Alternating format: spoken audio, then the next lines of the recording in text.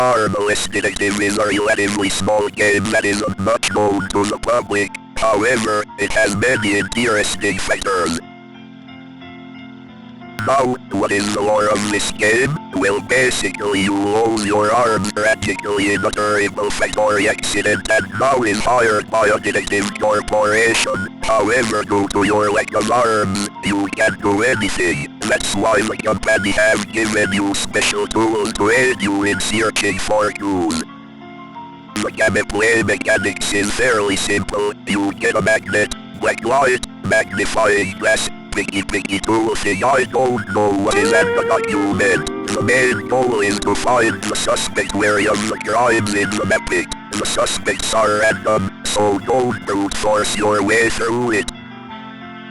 There are only a few maps in Armless Detective, however each map is very diverse in their own way, like Ghoul Manor or a random bathroom, each one having their own difficulty, and don't worry, there is a beginner map for newbies.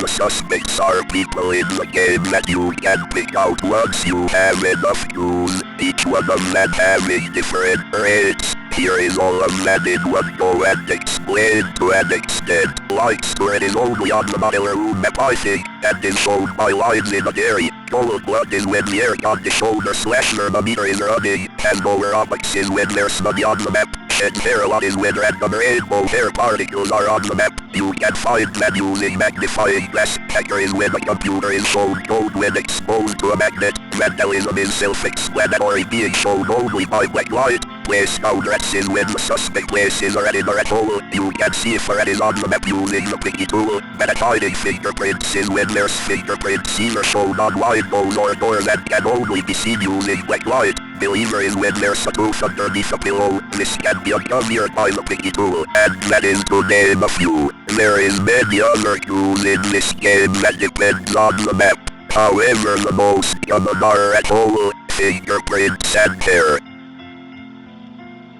My conclusion on Armless Detective is that it is a fun game, and you should definitely play it. However, more than at least 2 brain cells is required.